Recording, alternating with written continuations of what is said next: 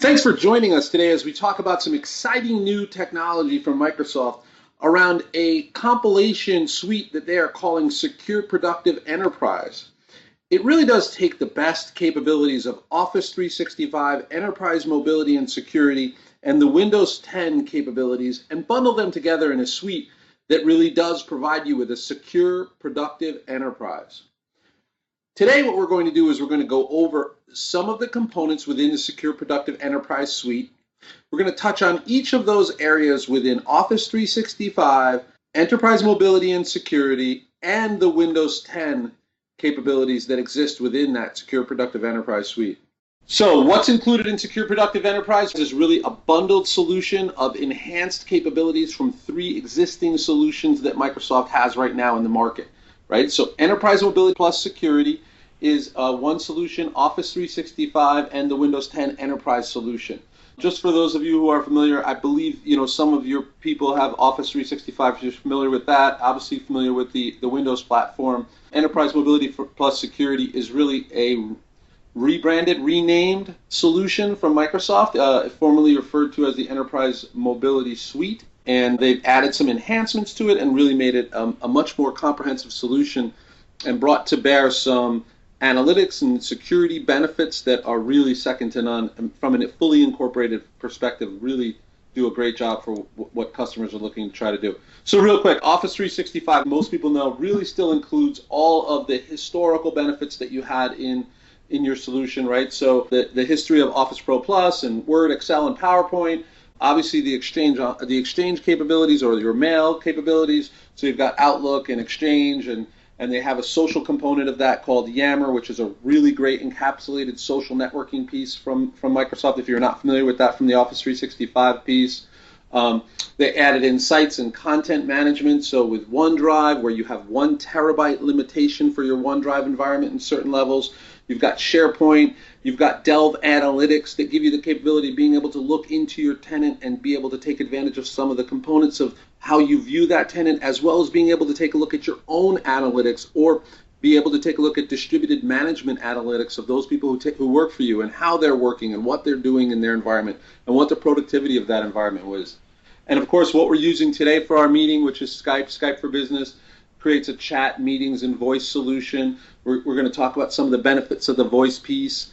And finally, I mentioned a couple already, the analytics piece around Power BI and the Delve Analytics piece and where that fits into being able to present data in a different and unique way, as well as being able to mine for data in your current environment and with your current employee population from both a usage and from a productivity perspective. So what's new and what do we really want to highlight today, and some of the things that we're going to talk about in Office 365 E5 as its componentry as a component to the Secure Productive Enterprise solution. We're going to talk about security and what the new security features are around advanced threat protection and the zero-day threat and malware protection. We talk about advanced security management. We're going to talk about customer lockbox, which is a complete control area for your data. And we're going to talk about advanced e-discovery with the acquisition of a company that Microsoft made about a year, 18 months ago now, maybe a little longer, a company called Equivio. And that they've incorporated machine learning into the basic e-discovery solutions from Microsoft. And if you have an Office 365 tenant today, you're familiar probably with some of the compliance capabilities and e-discovery capabilities that exist in Office 365. This is really e-discovery. I like to refer to it as e-discovery on steroids, but it really is a really great solution from that perspective. We're going to talk about analytics, and I probably can't talk about this enough, and Chuck will show you some of the demos for the analytics piece and the My Analytics and the Delve Analytics piece and Power BI, but both being able to give you analysis of data as well as being able to present data in unique ways that are more beneficial for your environment and create dashboards and look at how you provide data to other users. Really great solutions within the new Office 365 E5 suite. And then lastly, and what I think is the most exciting piece of the new Office 365 is the voice component. We have many customers who come to us and tell us, hey, we're spending a lot of money on PSTN conferencing with we're leasing that, or we have a service that we subscribe to, or we're paying out ridiculous money for WebEx, The PSTN Conferencing plugin for Office 365 is very inexpensive and it provides fully integrated capabilities. So imagine being able to provide every person in your environment, or as many people as need it, their own PSTN conferencing solution similar to the one that we're using here. Cloud PBX and PSTN calling, really exciting solutions from Microsoft where they're able to take again, and leverage the existing user population that you have in your Office 365 environment and provide you with voice over IP solution based in the cloud where you can utilize regular handheld phones, regular handheld telephony phones from Polycom and many other providers that are very inexpensive to provide your employees with their own phone systems that are provisioned in the cloud, where you basically have no requirement for any on-premises hardware other than maybe some basic inexpensive gateway technology, depending on what kind of connectivity you want to have. Really, really exciting solution.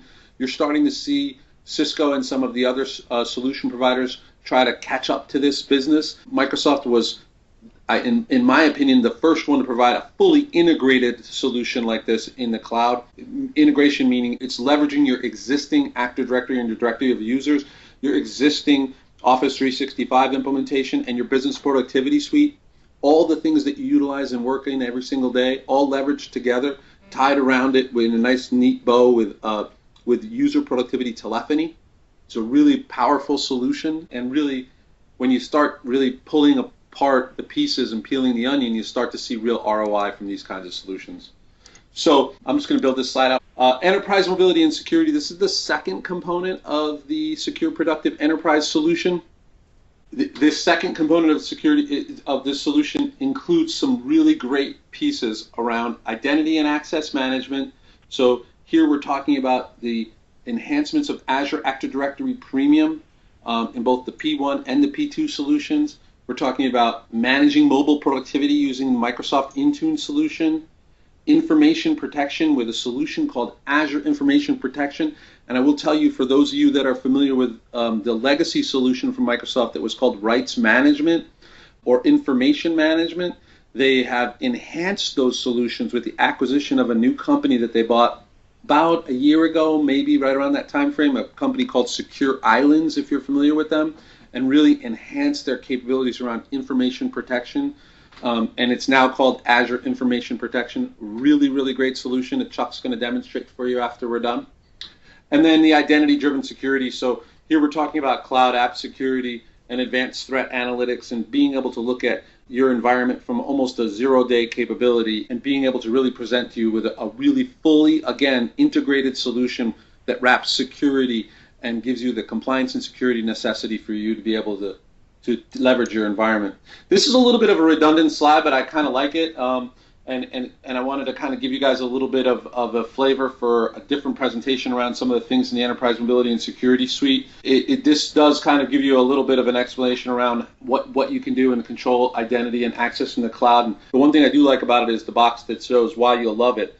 And I've mentioned some of these things already, but the Enterprise Mobility and Security Suite, we're talking about protecting Office better.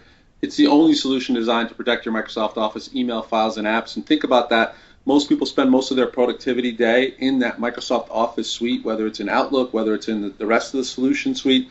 They spend most of their productivity day in that solution, and that's where they author, and that's where they send, and that's where they house all of their data.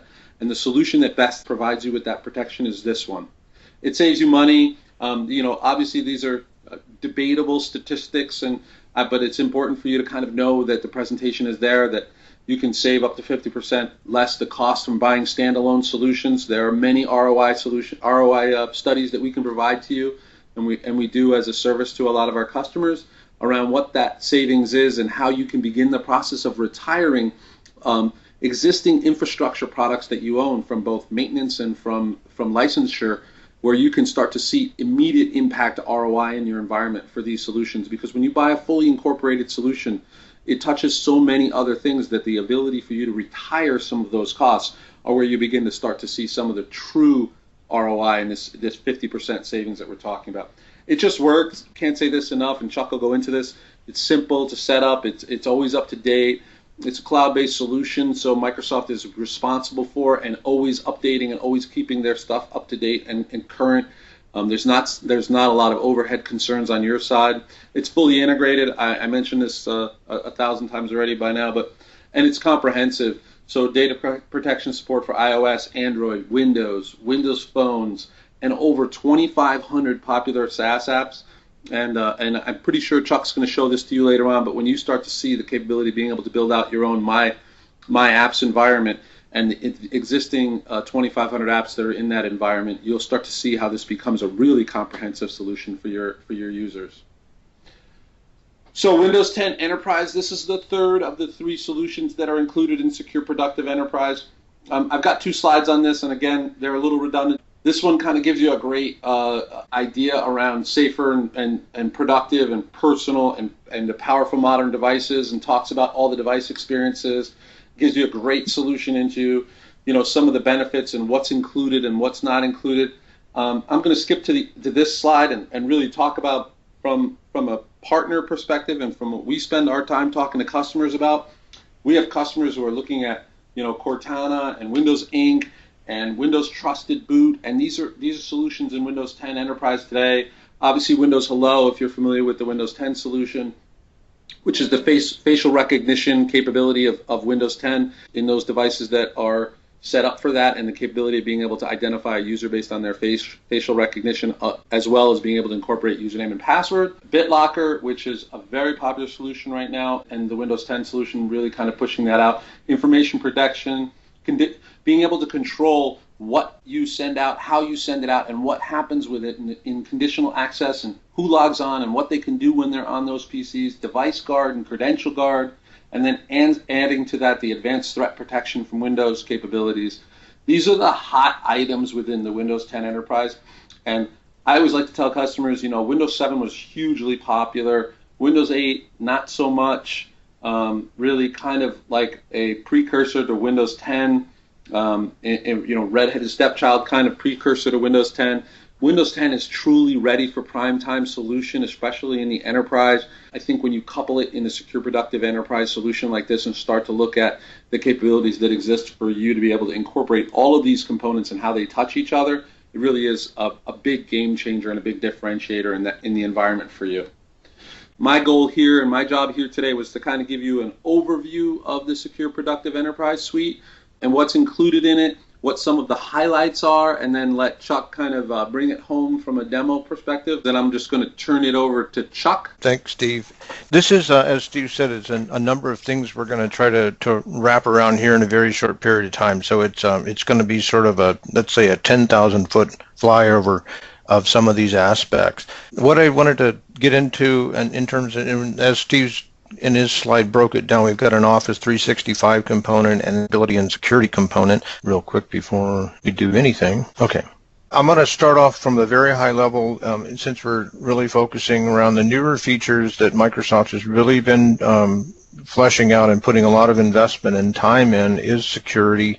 Enterprise mobility and security used to be called Enterprise Mobility Suite. It's the same 3 letters, EMS, but has recently revised that to be Enterprise Mobility and Security.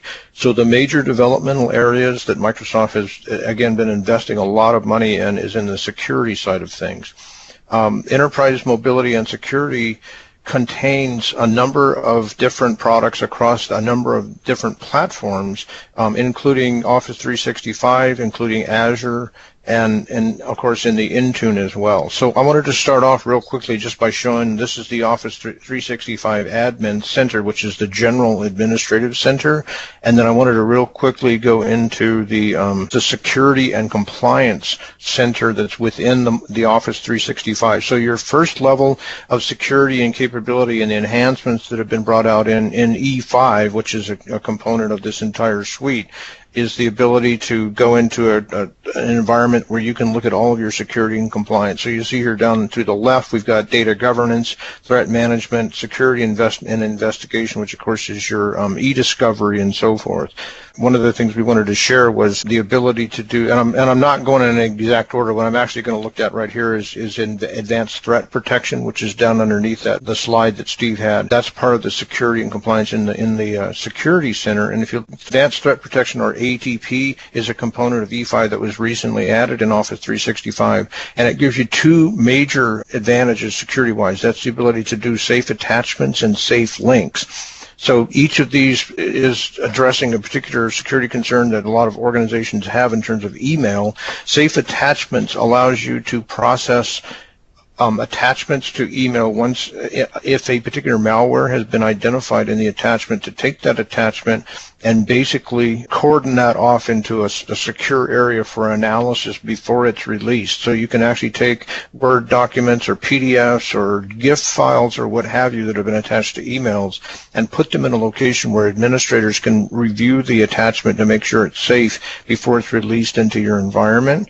And then safe links, which I don't actually have one set up, but I'll just show you what that looks like. That's to prevent phishing attacks. And as you know, a lot of I was on a call the other day with some folks talking about that, about how exposed people are to these phishing attacks, where you can actually identify particular components, URLs, that you're going to use to inhibit those attacks. So there's use safe attachment to scan downloadable content, which is part of that.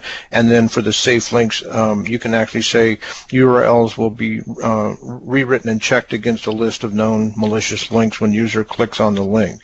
So you can set these up. Now this is another layer that's underneath the layer that has to do with like Steve pointed out, what they call Windows Information Protection. Now, it used to be called EDP, Enterprise Data Protection, which is to actually, through EMS, be able to push out managed applications onto the desktop. So a Windows 10 workstation can have Word, Excel, Outlook, and a managed browser all managed through EMS.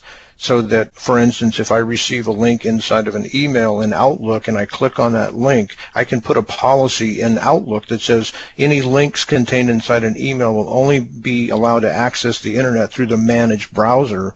And then the managed browser can actually prohibit particular links the same way that you can define them here. So you can restrict what people can get to by clicking on links in their email, is the main thing, the main takeaway here from that. These are on the administrative side. Obviously, these are things that are done in the organization and globally.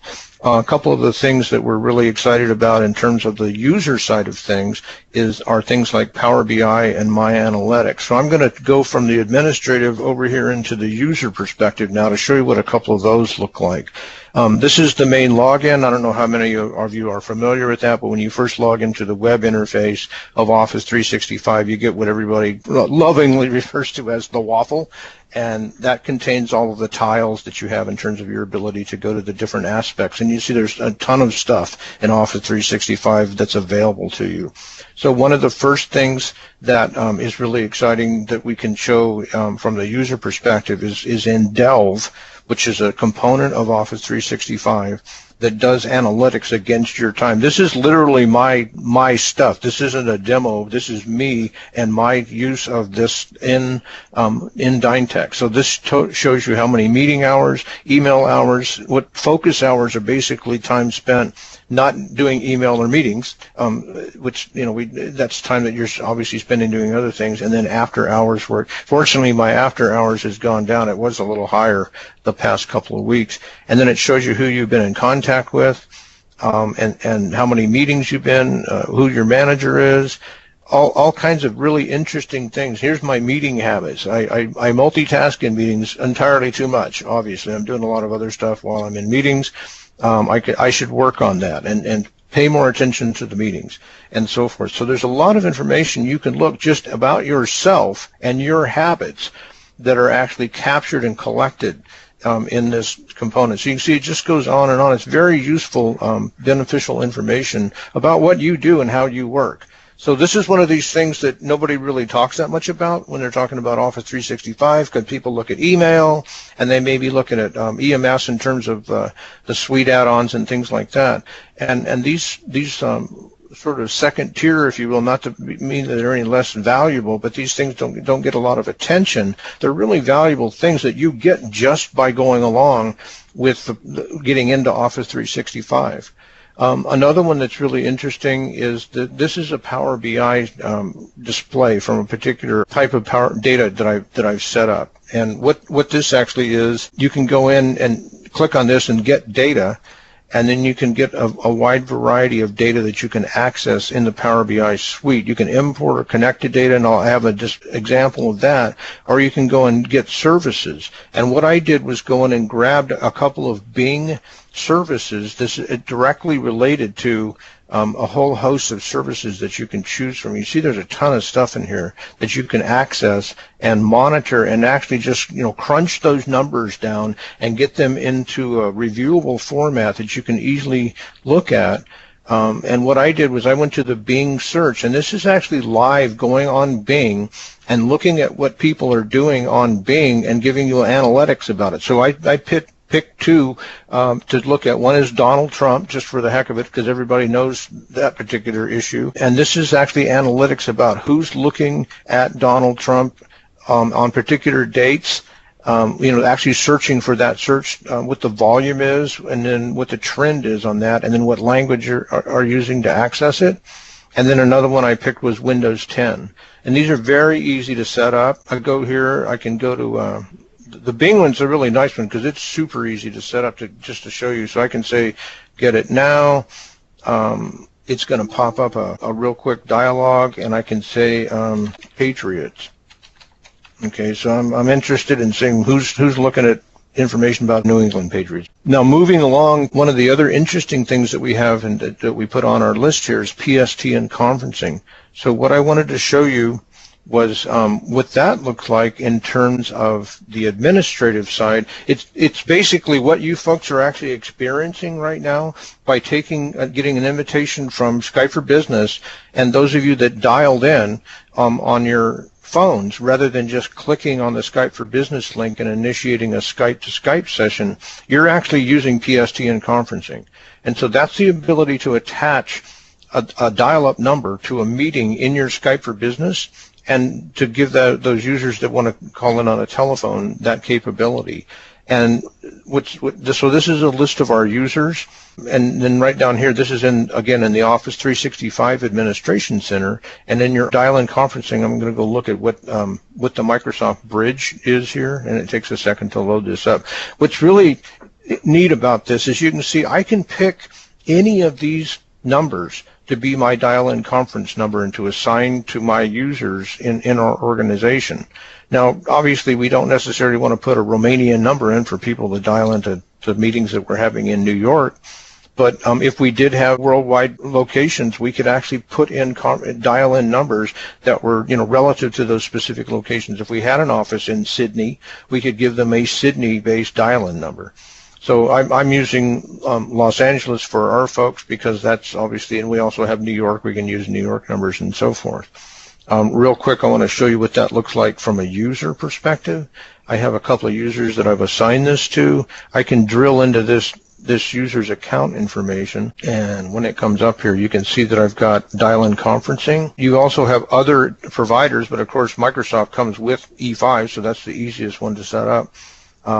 The number that I've assigned to that user, and then whether or not that I want to set up a toll-free number, which is another option that you have in Office 365.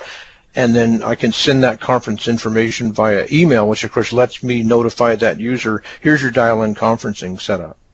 So really very easy to set these up, to assign these numbers, a whole host of numbers worldwide that you can assign people to do conferencing. And then once they get into an actual situation where they want to put a conference together, there's a plug-in for Skype for Business in Outlook, and you literally open up your calendar, click on the plug-in, and it fills in everything that you need. I'll real quick I'll show you my email. Here's a meeting I'm going to start. Now I also use GoToMeeting sometimes for some other issues, but this is my Skype for Business. I can create a Skype meeting, and this is, like I said, this is all out of the box. You get this by default when you get it set up. I click on that, and there's my meeting, there's my dial-in number, and there's everything all set up for me. All I have to do is click one click, and I've got my meeting set up. I invite my people, put in a subject, and I'm done. And then they can all call into this meeting. So very, very effective and very, very productive capability. Let's look at data loss prevention. So what we're going to do in data loss prevention, I have an example to show you here of an email. We're going to get into the Azure component here in a little bit in the EMS, and this is the Azure Security Center. So a component of the whole package that you would get through this process with Microsoft is also going to be Azure. You'll spend time in Azure working on things like the Azure Information Protection, and in your users, if you get EMS, or you also are going to have aspects of EMS that are going to be managed in Azure. And so I wanted to show you a little bit about that too, the Azure Security Center, which gives you an overview. Of course, as more folks start moving workloads into Azure itself, you start getting analysis of what's going on in your Azure tenant, and the Security Center will actually give you recommendations on how to better secure your system. You can see my system needs some work. I got a lot of red here. I need to go back and look at my tenant and see what all I need to do for my virtual machines and networking and so forth. But back to data loss prevention. Now this is a login and an email I have going here, and this is my mail that's in it. This is a demo tenant that I have set up with data loss prevention.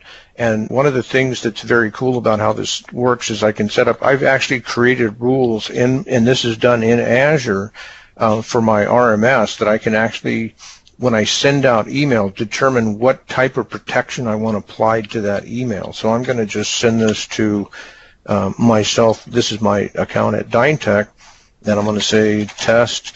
And one of the options that I have, whether this is in online, I'm in OA right now, or in Outlook as the client, I can set permissions in the email. So one of the things I can say is I can make so it's do not forward. I can make it for it's confidential view only, and so forth. So I can set that up, and then you'll notice now we have little tips that come up and say, confidential view only, the content is proprietary information intended for internal use, and conversation owner, and it'll tell you who I am. So I can actually set permissions on emails on the fly as I do that. Now there are also rules in the Exchange system, which of course you get in Office 365, that allows you to create content-based rules that, for instance, if the email contains a credit card, you can actually have a rule that will grab that and say this, and determine how you want to handle that email, whether that be notifying the user that they're about to send a credit card number on an email, or actually completely restricting the ability to send that email outside of the organization entirely. So you have the ability to control what's sent outside the organization, or to have the users themselves be able to apply rules on the emails that they send on their own. So moving along from that, I want to show you real quickly a couple of things on the EMS, the Intune rights management. Actually, this was the rights management component we're talking about as well. And then one of the most exciting things that I think that Microsoft added into the Azure subscription is the Azure Information Protection. Now, what this enables you to do is actually do on-the-fly document classification and restriction of that that document in terms of who can look at it and so forth. This is the interface in Azure to go into Azure Information Protection, and I've got right now just a single global policy set up. And you can see as I go through what we call in the Azure portal blades, different blades will open up and allow you more and greater information and in-depth management capability. You see I've determined my layers of classification here, and this will make sense when you see the document itself. You can use it for personal, public, internal, confidential, and secret. Now I've actually applied a particular protection schema, if you will, to secret that has specific information around how that document is handled. So then you can go in and look at this and see, you can refine this and say, specify how this label is displayed. You can turn a label on that will go on the document, what color it is. You can apply Azure or Active Directory RMS templates. I'm using Azure RMS templates. This is one of the templates that I created. And see, I have a number of templates, and these are the same ones that I had. I don't know if you remember this, but these are the same ones that I applied in my email. So I also have them available to apply for Azure Information Protection. I can turn visual information on. I've got headers and footers and water, a whole host of things you can do to how you want this handled when a particular document meets the criteria to actually be considered a secret document. So let's pop over to a workstation that I have set up that has Word running on it here. I already pre-ran Word just so we could. There's a client that goes on the workstation that interfaces with Azure Information Protection. And then when you actually go in, I'm going to create a new document in Word here and give him just a minute to spin up. So I had some of these were laying dormant, waiting for me while I was on the call and so forth, and so they take a minute to spin up. You see this add-in here that you're probably not used to seeing in Word is a component of Azure Information Protection. I mean, this is actually how you, and you also have a protect option that's added here on the ribbon. So what I can do is I'm going to go over here and call this document secret. Okay, and as soon as I protect it for the entire company, this data includes sensitive business information permitted for all company employees. As soon as I classify it as that, you'll notice what I start getting is these, remember back in my Azure interface, in my administrative interface, I could put these labels on, watermarks and so forth, and now I've got sensitivity secret, I've got do not share outside of the organization, and don't you dare share. That was my little joke there. But that's you can apply obviously a whole host of things into a document. So if you type in any particular thing, like I have examples here where I've got social security numbers that are in documents. Those will be depending upon the version of Azure Active Directory that you have with the Azure Active Directory Premium P2.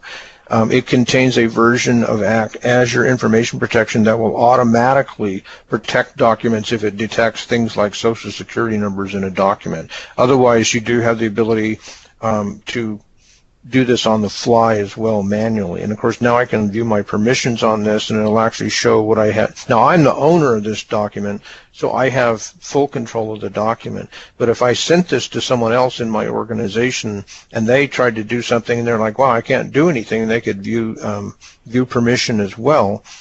And then it would show them the permissions that they have in that document. So this is like really frontline capability to restrict and control information on the fly. And this is the acquisition Steve was talking about. The company was Secure Islands, and Microsoft has rolled this into the Azure environment now, and it enables you to protect documents at this level as well. So you've got email protection with links, and of course the standard antivirus and spam protection. You've got the ability with ATP to protect against phishing attacks and to take documents that contain malware and deal with them independently. You've got Azure Information Protection, the ability to protect individual documents as components of a document classification system. And you've got the entire Security Center, which allows you to do security and compliance for things like e-discovery and so forth.